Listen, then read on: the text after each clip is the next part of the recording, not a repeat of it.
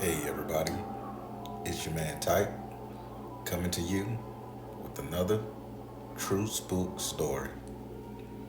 Before we begin, I would like to ask that you hit that like button, subscribe to the channel if you're feeling the content, and share me with any and everyone that may need a nice, soothing voice to fall asleep to while they listen to their favorite spooky story teller. Now, with that being said, let's get into the story. I'm going to ask you guys to be pretty patient with me with this story, as this is coming from a place of love, sorrow, and experience. I will say I'm very close to the characters in this story. One being my uncle, the second, my uncle's best friend, the third, my uncle's former girlfriend. So, without further ado, I was about 13 years old when this story took place. I lived in the Ivy Lane projects up the road from the Lake Man Garden apartments. My grandmother lived in the Lake Man Garden apartments. Before I get into that, I want to tell you about the character in this story. Because once I tell you this story, some of you guys may lose faith, may become disheartened, or just maybe just have no sympathy. But these characters, I knew them. They had a life of their own. They was great people, are great people. Well, the main character of this story is my uncle, my mother's brother. To tell you a little bit about my uncle, he used to always have me. He would come to the house, pick me up, take me around. I was virtually his baby. My uncle never had children. I don't know why. He just never could produce any offspring for years. So when it came to me, I was the baby boy. He's the one that gave me my name, Tyke. And he used to come and get me, starting from when I was in diapers. Earliest memory I have of my uncle was I had on a diaper and I had used the bathroom on myself. And when he went to change my diaper, he didn't just use baby wipes or anything. He would literally fill up the sink, put me in the sink, give me a full-fledged bath, towel me off, put me on another diaper and a change of outfit, and put me on basically on the handlebars of his bike, or he would get a pouch and a sheet and tied around his back, and I would drive all around town with him as he rode his bike back in the 80s and the early 80s and things. I was a kid. It was beautiful. I love that memory. I love my uncle. Well, as I grew up, uncle, he was always there for me. When I got in trouble, he would be like, "Hey, Pat," that's my mother's name. He would be like, "Hey, Pat, don't do that to him. He's a baby." He would always have that sympathetic voice and understanding for all my mom's children. But when it came to me, Tyke, I was his baby boy. And so I grew up, always relied on Uncle. Uncle was always there for me no matter what. My uncle was an avid bodybuilder. He loved working out, loved martial arts, and he got me into my love of fitness and calisthenics and martial arts myself. Well, one day my uncle had went to a boxing match because he was a light heavyweight Golden Glove boxer. So he had went downtown Orlando to Bricks Boxing Gym, and he was working out, punching the bag, boom, boom, boom, boom, boom, and he had a tournament. So he came home, he was all hyped up, and he had actually won the tournament. Well, as he's coming home, he comes to my grandmother's house because he was living with my grandma. He and his girlfriend was living with my grandma. He was living with my grandma, and he goes over there after winning his boxing match. He rides his bike from downtown Orlando to Lake Man Garden Apartments off of Ivy Lane Road, and he's happy, he's excited. The first thing he wants to do is go and see his girlfriend. So he gets to the house, and there his girlfriend is in the room with his best friend. I mean, this story is gonna get deep. So before I tell you all this, the spooky stuff, I gotta lay the lines for you guys. So again, this is very emotional for me because these people I interacted with one-on-one on numerous occasions. So Uncle comes home from boxing. He goes into the house. He's happy to see his girlfriend at the time.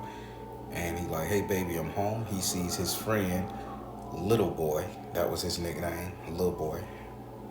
So he see Little Boy. I gotta speak country, so forgive me, y'all. That's the only way this story gonna come out as natural as I want it to be. So the vernacular finna change. Enjoy this. So he see his friend Little Boy. And when he see Little Boy come out the room, zipping up his pants and everything, and Little Boy like, hey, you know, man, it ain't what you think. You know, we ain't have sex. She just was doing other stuff to me, you know what I'm saying? So my uncle got into a fit of rage. And I'm gonna stop the story right there because now I wanna tell you about another character in the story. This thing get deep, people. You got it. So Little Boy was my uncle's friend since they was 5, 6 years old. They grew up in Orange Center together. They grew up in Tangelo Park together, downtown Orlando in the hood, you know, Beirut. They was thick as thieves their whole lives. Little Boy became the weed seller. My uncle, he became the weed smoker. So they had the perfect relationship. So Little Boy, he was a kind of slickster, a shyster. He wasn't always that good to my uncle, but my uncle, he was kind-hearted, and he would be there to help Little Boy fight. You know, if somebody owed him some money, he would go and split their head because he was a boxer. So he was always there for Little Boy. So my uncle goes to do his thing, and he comes home after winning his bout. Little Boy comes out of the room zipping up his pants just from having relations with my uncle's girlfriend at the time. So that's the story of Little Boy and his issue. I mean, my uncle's girlfriend, which I call her Auntie Neat. So Auntie Neat is sitting up there, and she didn't know my uncle had came in the house because Little Boy was the first one to come out of the room. So Little Boy was like, it ain't like that. And from what my uncle tells us to this day, she thought Little Boy was playing and making a joke, and she said, you better hurry up. You better hurry up and get your ass out of here before he come through that door. You know he gonna beat your ass, nigga. And she started laughing. So when he heard that, he got real, like, heated, fire-eyed. And Little Boy grabbed my uncle and, like, gonna push him out the door and say, come on, man, don't let that shit get you like that. That's just a bitch. That's just a hoe. He's sitting out there trying to say that real nigga shit when it came to my uncle. But my uncle was in love with Auntie Neat because that's all he knew. You know, she was there for him through his hard times. She just did so much for him. So Little Boy ruined that. So after Little Boy pushed him outside and Little Boy tried to talk, he basically said, Little Boy, you need to get your ass out of here before I end up fucking you up, splitting your shit, taking you out, whatever. He just threatened him real good. So my cousin, Neri, she was around the corner, and she kind of knew what was going on. But in my family, we don't get in each other's business, you know, because we liable to pop off real quick and do something to you. And the way we work, if we end up hurting you, you didn't hurt that person due to your own intuition. You hurt that person because I intervened. Let that be a lesson to you guys. Keep mind your own goddamn business. What done in the dark will come to the light. Don't you administer karma or justice. It's not your business. But back to this story. So my uncle finally told Little Boy, get out of here, go on by the business. So Auntie Neat comes around the corner Auntie Neat comes around the corner and she sees my uncle. My uncle had this look on his face like depression, anger, and just by going through something like that, just put myself in his shoes, I could tell that it was devastating to him. So Auntie Neat started going in on Unc, saying that how he's never there for her, he's always boxing, and Uncle was like, they got into a heated argument, and this is what eyewitness account telling my mom and my grandmom and law enforcement. Was saying that, hey, and he like, hey, I'm out here boxing, I'm gonna go big, I'm gonna go pro. He was like, I think I could beat Mike Tyson, because Mike Tyson was heavy in them days, and to be really honest, he was hitting just as hard as Mike Tyson, if not harder. He got that title. So he was sitting out there basically telling her how much he works and how much he cared about her, how much he loved her. And she was like, well, I ain't really screwing him, I just sucked this dick. And she was just saying obscenities like this. And he was like, but that's my best friend. How you do that to me? How you do that there? And I'm gonna tell you a little bit about Auntie Neat. Auntie Neat was a very attractive woman, big butt, thighs, just what Uncle liked. So Auntie Neat, she was just all over there. She was the nicest person, give you what you want. She liked to dance and 2 Live Crew, and she was always bringing the party, making you laugh and dance, and she just knew she had it. So Unc was in love with this woman, and I can't say that enough, because to this day, he still say he loved that woman. That's the only woman he ever loved. So she's selling him out, and he don't know what to do. He's experiencing his first heartbreak and everything of that nature. So by now, little boy is outside. He such a nasty fucker.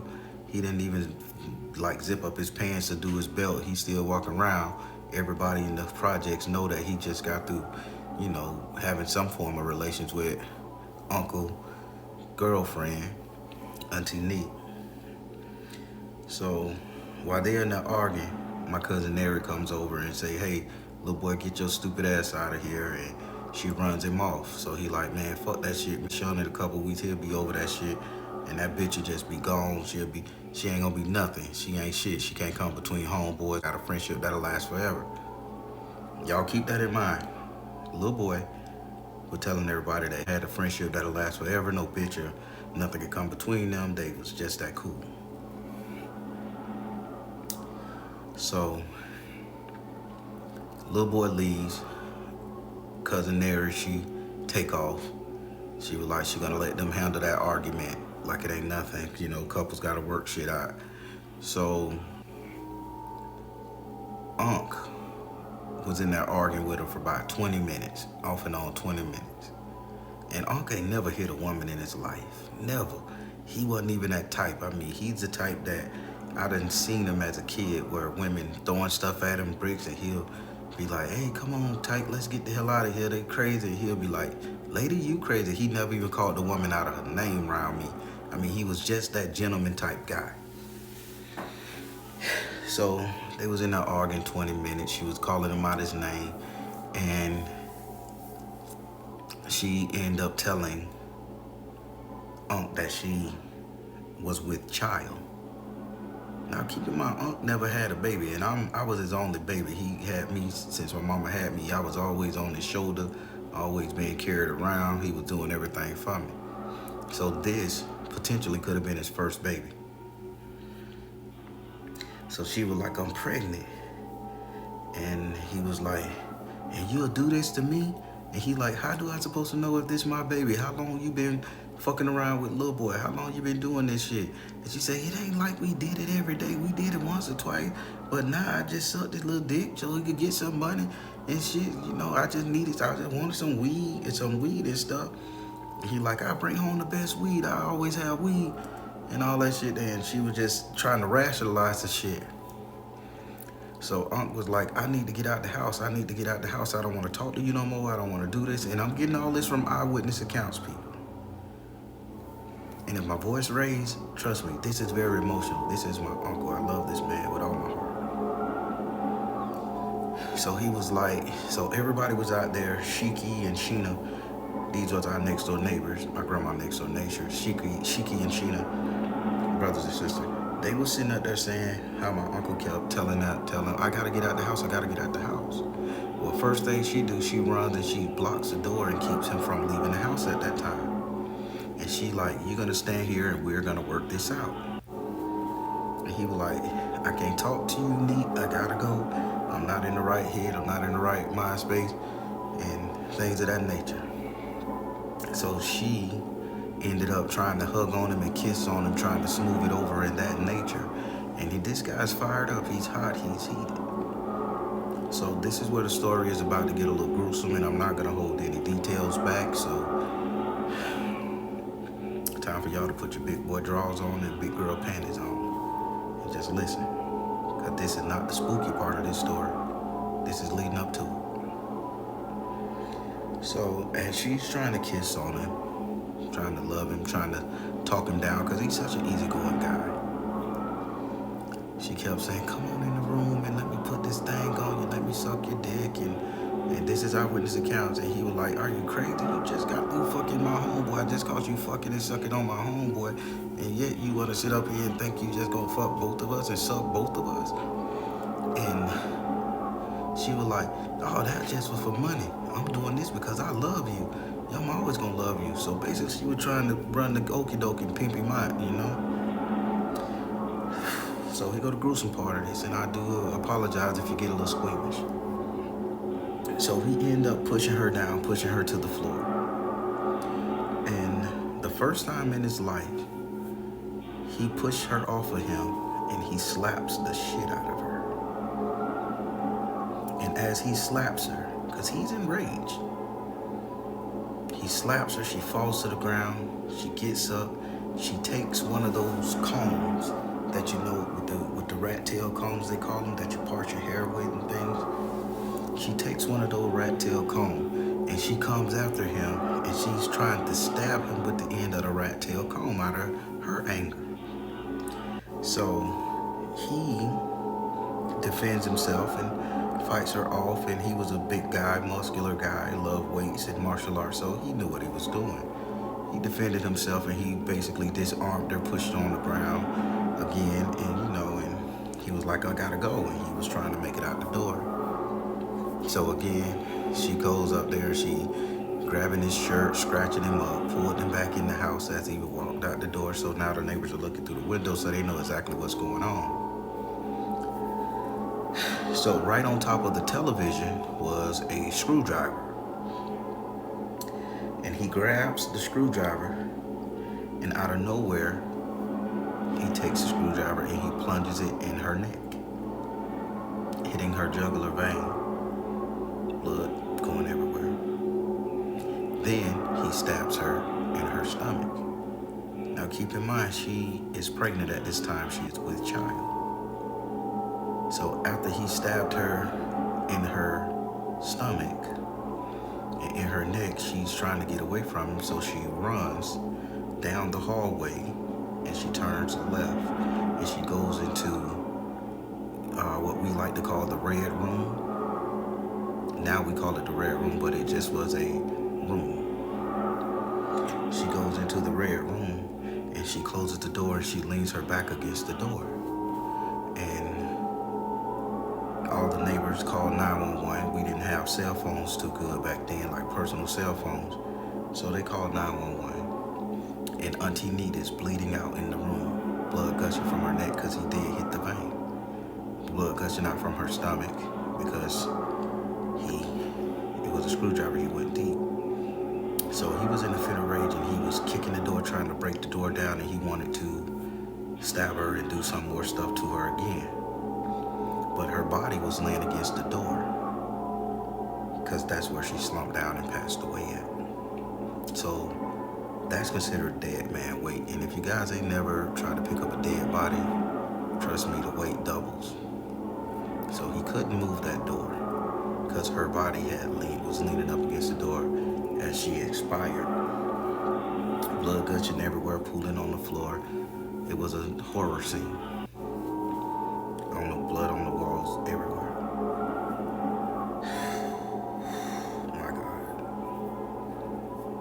bear with me. This is really serious. Again, we haven't gotten to the spooky part yet. Keep your big girl drawers on and keep your keep your big boy drawers on and keep your big girl drawers on. This bitch just getting started. So she tried to get out of the window first when she first went in the room after she locked the door, but she realized the windows had the little twist locks on it, and she didn't have the strength because she was losing a lot of blood. So she just went and secured the door, and she was yelling, "Call the police!" Blood going all around the room and on the window sills and curtains, and she had managed to mess up the blinds so people could look right in. So the image that we all saw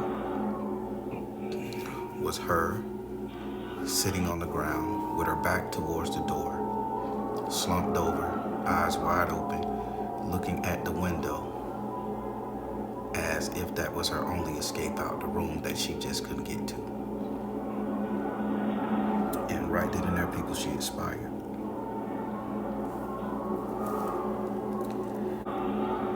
My uncle didn't hear any more noise, and so he basically ran. He grabbed his bike with one hand, and he had a 10-speed, a big giant 10-speed, and they was made with real good stuff back then, y'all. So he ran out the house and he was running. All the eyewitness that looked at him say that he had no pupils in his eyes. It's like his eyes was white, and they have never seen my uncle so big. They say he looked like a behemoth, like he had doubled or tripled in size. And everybody was like, when he grabbed the bike with one hand and he got on the bike and began to ride his bike away from the scene of the crime, they said the bike looked like it was a child's bike because he had doubled in mass so bad. And I don't know what that's about to this day. So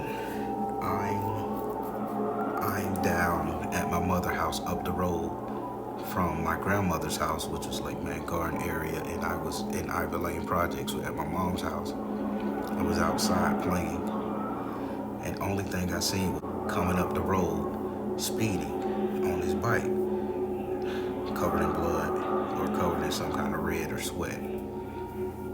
So I'm happy because I know Uncle's finna give me, a couple dollars, finna give me some sweet cakes or, a root beer soda. That was my favorite at the time.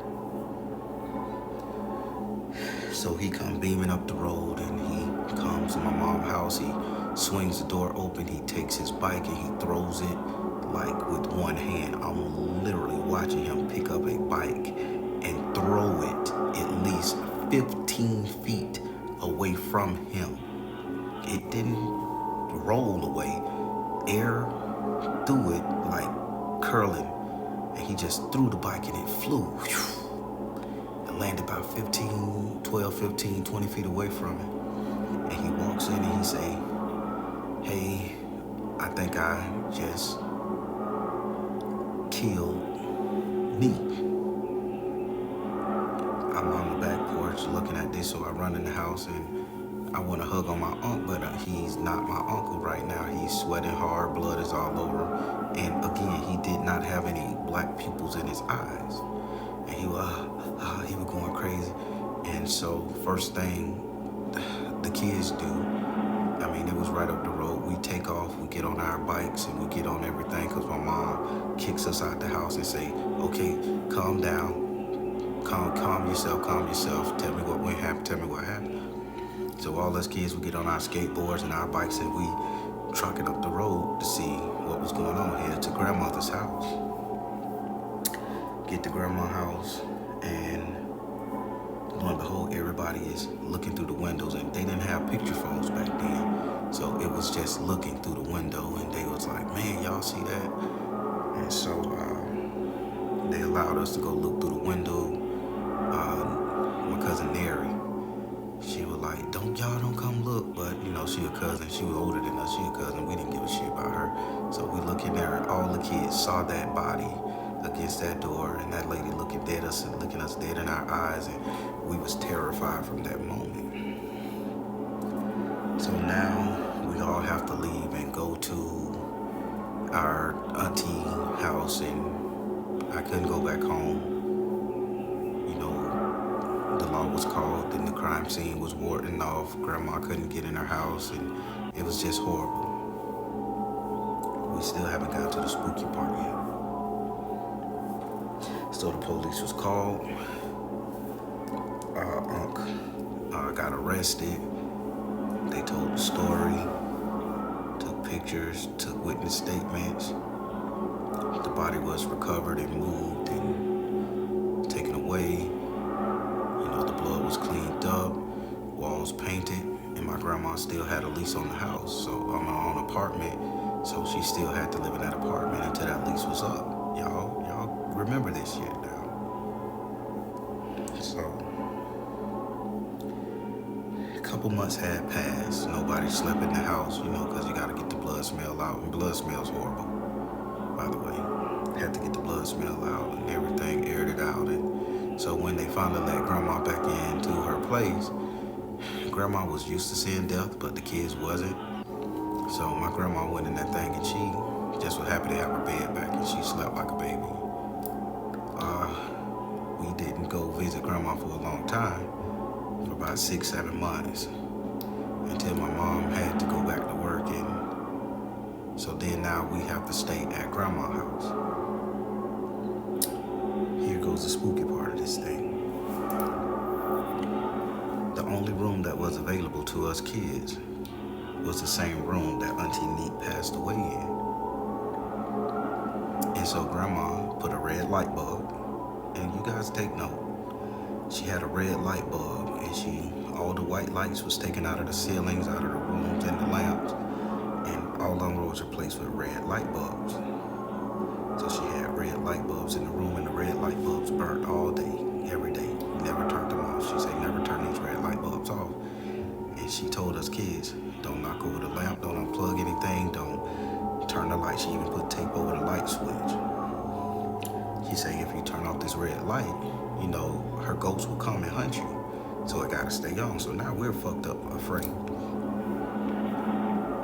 So we, in the room, there was a big giant bunny rabbit that we used as a pillow. And grandma would like to close the door because she would sometimes get company. So we would have to close the door. So all of the kids that stayed over had to stay in this room sleeping on pallets on the floor. So none of us got any sleep. We was fucking terrified, looking at every corner. Had the window shade up. That which gave a little more eerie, spooky to it when the moon was out. Red room with light, with moonlight shining through it and shadows walking past from everybody walking past the window. We was fucking freaking people. So we had to endure that. And then my grandma renewed the lease on the apartment. And so my grandma stayed there for another 2-3 years. So we got used to this. We got used to it. So sometimes at night, we would swear we would hear somebody moaning and groaning, but as long as that red light was on in that room, we was confident, because grandma knew what she was doing with this witchcraft stuff, we were confident that we was protected. So my cousin Robert used to make jokes and say, I'm finna unplug the light. I'm finna unplug the light. And he was like, I'm finna turn off the light. So man, he had all us scared. He was a clown, a trickster. We was terrified, man. But he never turned off the lights. So one day, he was in the room, and the power went off in the house. Maybe grandma didn't pay the bill, maybe electrical storm, I don't know. We was outside on the green tank, relaxing, chilling, talking, and we always check to see, look at the window to see the red glow, or to see, can we see a shadow in there? So cousin Robert goes in the bathroom, and he goes in the room, and he's stealing something, candy, something, looking for money. I don't know what he was doing in there, rummaging around and shit. So the power went out in the house, and the red lights went off in the room. My cousin damn near broke his neck jumping through the window because he said she was standing by the door looking at him. He said, Auntie Neat by the door, y'all. She finna get me. Auntie Neat by the door, she finna get me. And all looked. See, everybody in the neighborhood thought it was a joke, but we understood what the fuck was going on because we knew what Grandma was talking about. So he jumps through that goddamn window like ain't nobody business, ripped his clothes, scraped his knee up, down there broke his neck, falling on the concrete. So now we all easing up to the window to look in there with the light off, and sure enough, and sure and behold, we didn't see the whole body of the apparition. We only saw like the hand, and she wasn't sitting down behind the door like we seen her previously. She was standing up with her back against the door looking at the window. But she wasn't being terrified, and she wasn't trying to hunt us. It was like she was minding her own business looking through us. So by the time we actually inched our head around and around the blinds and the window and stuff that cuz had just came out of, you know, the red light had came back on, power was restored, and we didn't see nobody. But while that power was off, we saw that lady's arm and half of her body, and she was a full apparition. I'm telling you, I can't make this up. So when Grandma get home, we start telling Grandma about this, and hey, we saw Auntie Nee. She was in the room, and Grandma like, don't talk like that, don't bring that up, don't you mention that around this house no more, don't mention her name, we can't say her name, we can't do this. And she gave us all these stipulations, so she didn't believe us. And keep in mind, we had to be over there while our moms were working, and we had to sleep in that room. So now none of us got any sleep. Everybody laying on their back, looking at this way, looking at that way. We all like kept the windows unlocked and the screen pushed out in case we had to make a quick beeline exit. We prepped ourselves, but she never replied, never came back. Again, because the red light never went off in the room. Now fast forward. Uncle is in prison. He had went to prison for about 7 to 10 years. By now, I'm an adult. I'm all grown up. You know, miss my uncle. I done changed. Former gangbanger now. You know, so I wasn't his little type anymore. So 7, 8 years pass. Uncle get out. We're still going down there to Grandma's house because she just stayed there. Now, here goes some craziness, people. When you talk about a generational curse, I'm finna put it on you. So now, my mom lost her apartment in the projects, so she had to move with my grandmother. Grandmother gifted my mom the apartment, put the lease in her name, so now we are living in this room. We are living in this house. All my mom kids had literally moved in the same house my uncle had did this crime in. Grandma moved away somewhere else in Orlando. My sister's room was the room next to the bathroom. My room and my brother's room was the room that Auntie Neat passed away in. So he didn't believe in any of this stuff, so I always kept a red flashlight and a red light bulb burning by my bed, and we used to fight and bicker because he wanted that light off because he couldn't sleep. And Mom was like, just put the sheet over your goddamn eyes or something. She really was on my side with this. So eventually my older brother won out and the light went off. So I was having some real bad dreams, fucked up dreams, but not hunting dreams, just dreams of visions of people running down the hallway trying to escape a monster. And they used to pick at me for that. And I used to be like, the monsters are coming, the monsters are coming. I want you guys to remember that, what I'm telling you about the monsters are coming, the monsters are coming. It's gonna play a bigger part in this story. So, fast forward, I'm out. I move out, I got my own digs. My mom is still living in the place with my sisters and my brother. He was living in the place, he became the dope dealer. I got a great story about that, how Spirit, God, Source saved his life as a dope dealer. That's gonna be next. Well, I moved out, had got a little girlfriend, got a little job, had got a kid, so I'm trying to make it on my own. So I moved out and I never went back to that place. I would always stand outside when I went. All the parties, if I had to use the bathroom, I would probably go around the corner to one of my friend's house and use the bathroom there. but I never went in that apartment again. Now, back to Ankh. Ankh is out of prison now. He's doing his thing. He's into Jesus. He's trying to rebuild his life.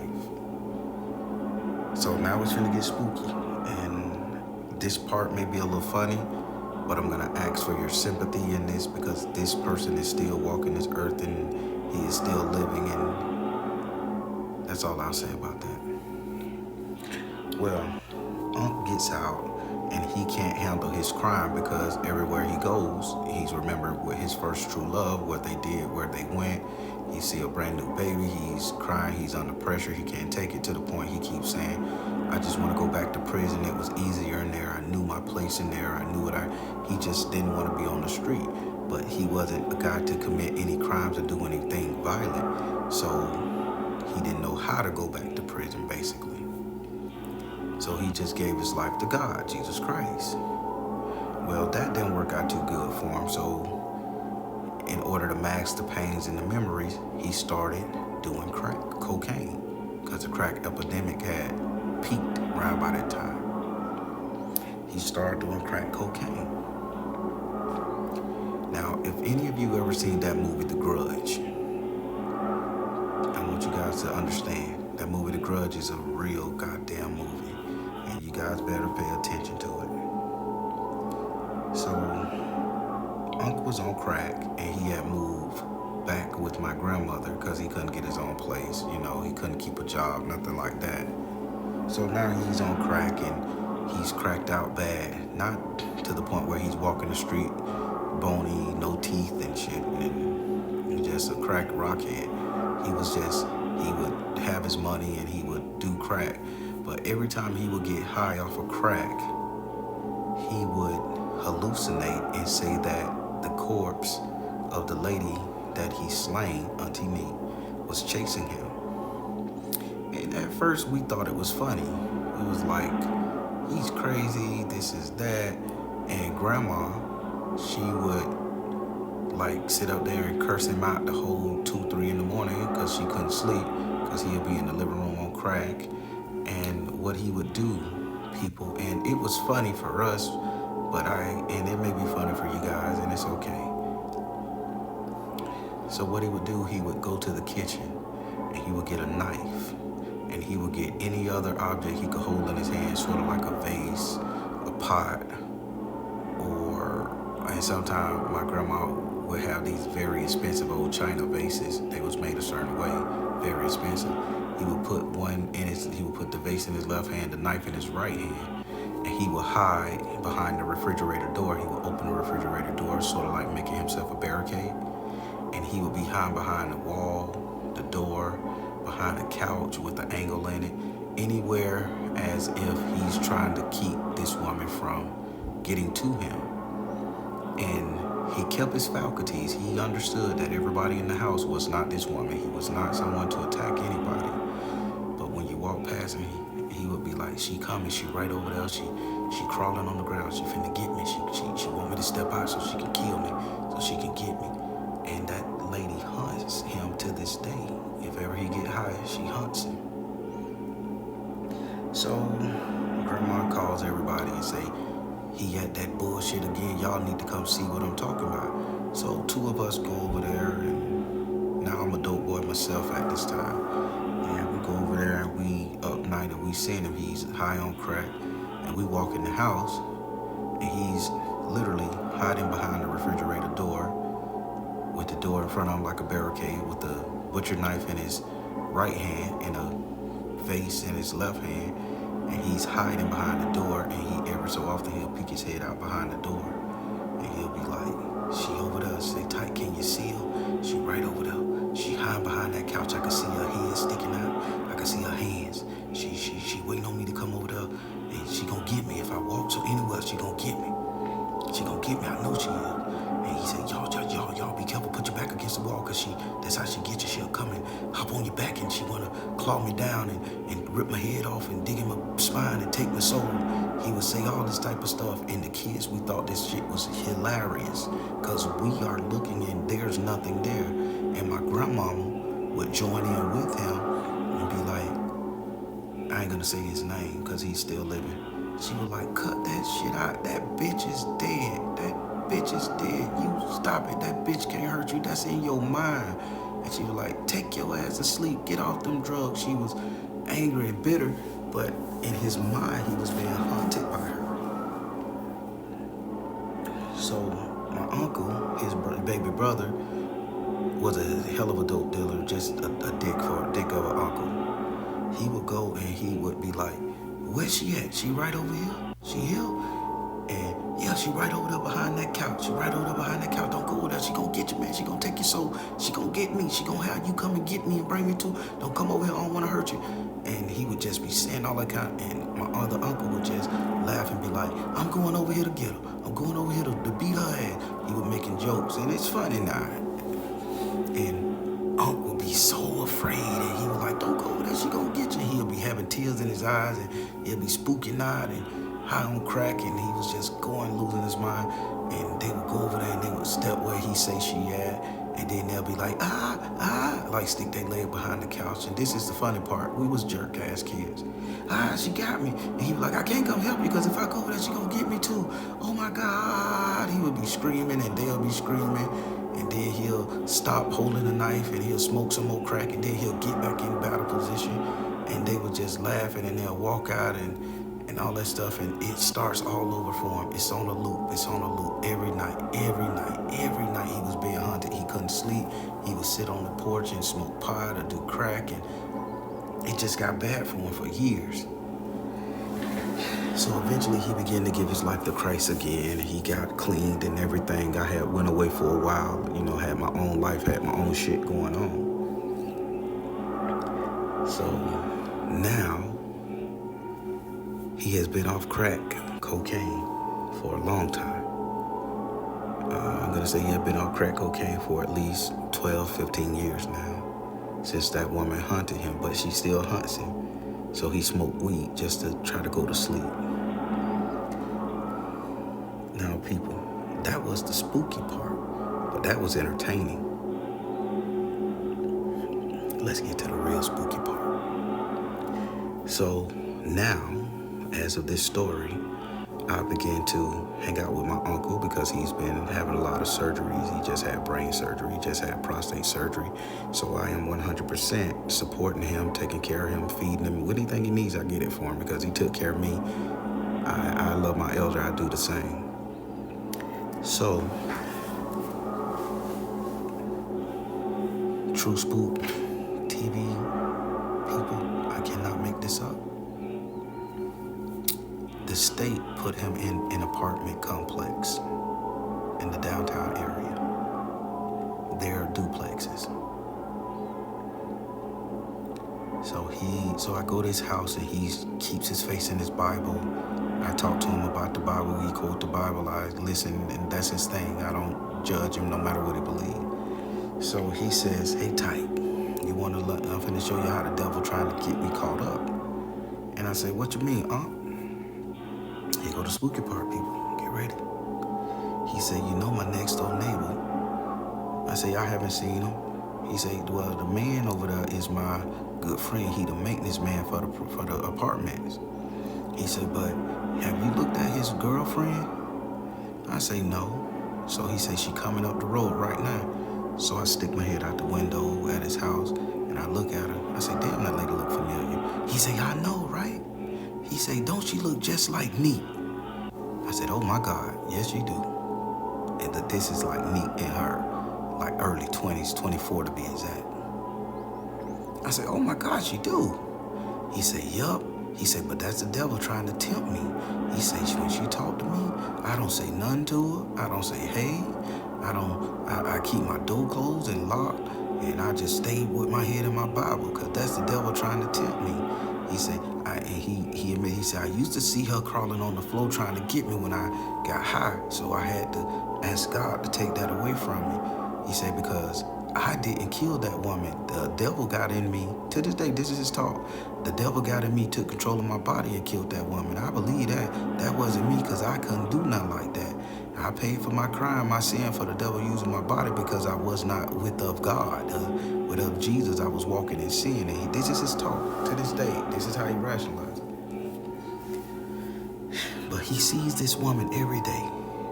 This woman is still haunting him. She moved. She is living again, I feel, through this young lady next door to him. Ain't nothing separating their apartment but a banister, people. Directly next door to him, this red lady, hips and ass, I remember it just as good as day. And I see her every time I go there and take him some food and talk to him. This is the flesh and blood embodiment of this woman that he slain, living directly next to him. And he is doing everything in his earthly power to avoid this person, because now it's not a figment of his imagination. Now, since he stopped the drugs, she can't hunt him any other way. Now she's hunting him in the flesh and blood. And the girl is very talkative to him. She always smiling and trying to get him to speak, and he ignores her like he's a monk. And I went over there, and she's outside with the short shorts trying to entice all the men that walk past, and he like, this is not of God, the ways of the wicked, and he runs and he goes in his house and he's in his Bible. I'm a real nigga, so I sit out there and be like, yeah, Unc, she raw now. And he be like, yeah, but that's sin, that's temptation, that's neat trying to get me hooked back in, because if I fall in love with that lady, I may just hurt her and she go with my homeboy. Keep in mind, Lil Boy was my uncle's best friend. Lil Boy was messing around with Uncle's girlfriend. The maintenance man is my uncle's good friend.